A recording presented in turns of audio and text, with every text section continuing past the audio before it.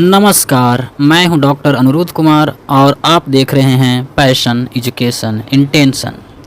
अगर आपको याद होगा तो जब भी आपको सर्दी होती है, थोड़ी खुजली होती है, थोड़ा गले में खराश होता है, तो आप पहले सेटरीजिन जा कर के लेते थे दवाई मेडिकल शॉप से या किसी डॉक्टर के पास से।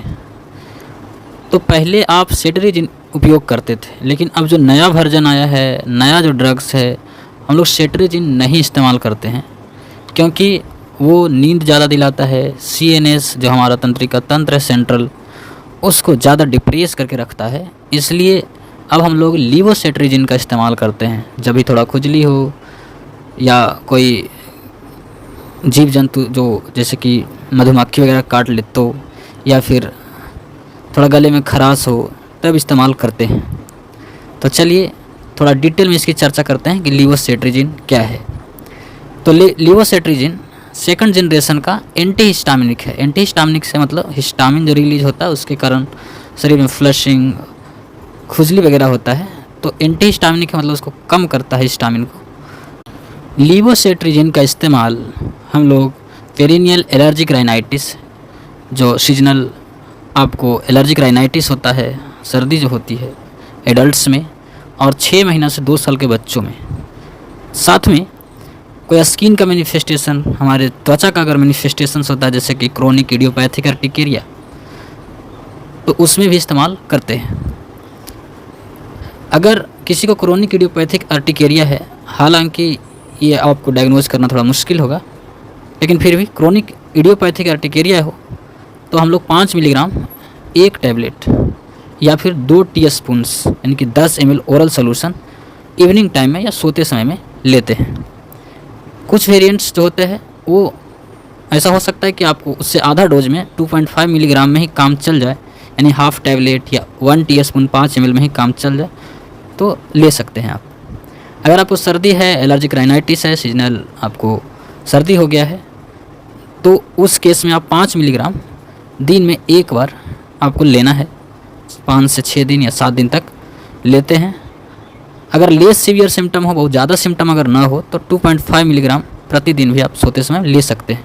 Maximum dose 5 milligram per day से ज़्यादा नहीं लेना है। अगर बच्चे लोग हों और बच्चे लोग को अगर सर्दी हो रहा हो तो 6 महीना से कम की उम्र वाले बच्चों में नहीं देते हैं।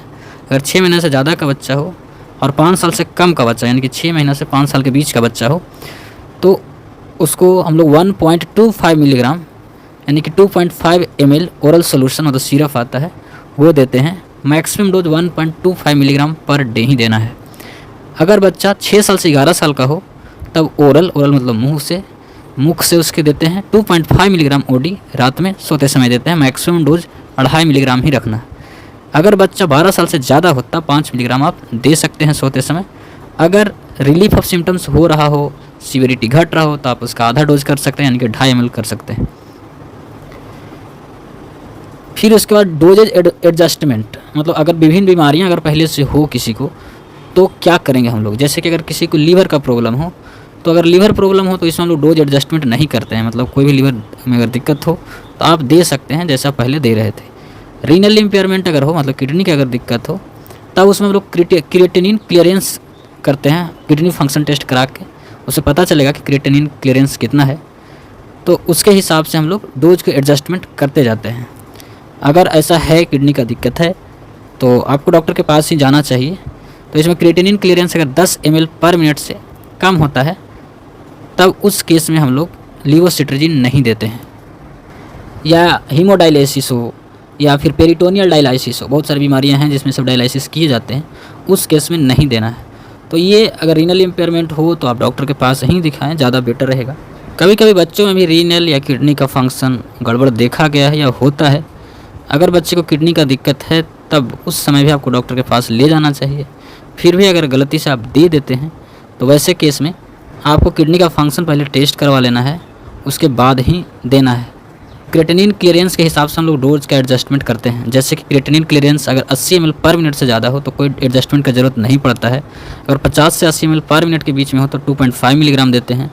अगर 30 से 50 ml के पर मिनट के बीच हो तो 2.5 मिलीग्राम वंस अदर डे, मतलब एक दिन बीच करके हम लोग देते हैं। 10 से 30 ml के बीच हो तो 2.5 मिलीग्राम ट्वाइस वीकली, मतलब सप्ताह में 2 बार देते हैं, मतलब 3 से 4 दिन पर लगभग देना है। अगर 10 ml पर मिनट से कम हो या फिर हीमोडायलिसिस पर हो, उस केस में हम लोग नहीं देते हैं। हे फीवर या अदर रिस्पिरेटरी एलर्जीज वगैरह हो, तो उस केस में अगर बच्चा 2 साल से ज़्यादा हो या फिर किशोरावस्था में हो, तो जनरली लीवोसिट्रीजिन का इस्तेमाल रिकमेंड नहीं करते हैं। अगर किसी लेडीज़ को प्रेगनेंसी हो या ब्रेस्ट फीडिंग का टाइम चल रहा हो प्रेगनेंसी के बाद, तो उस केस में डोज एडजस्टमेंट का कोई ज़रूरत नहीं पड़ता है, तो आप लीवोसिट्रीजिन दे सकते हैं अगर अर्टिकेरिया या फिर राइनाइटिस जैसे फीचर्स आ रहे हों तो।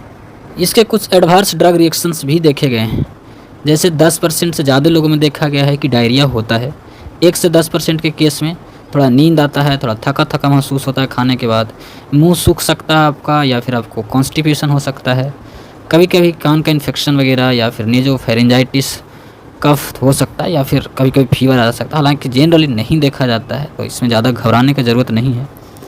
1% से भी कम लोगों में देखा गया है कि बहुत ज़्यादा बिहेवियर एग्रेसिव हो जाता है, बहुत ज़्यादा हड़बड़ी में रहता है, बहुत ज़्यादा चिंता में रहता है, या डिप्रेशन में भी जा सकता है। ये सारी चीज़ें हो सकती है, या फिर कभी कभी बीपी गिर सकता है, नींद नहीं आने का भी दिक्कत हो सकता है, ये सारी चीज़ें हो सकती है।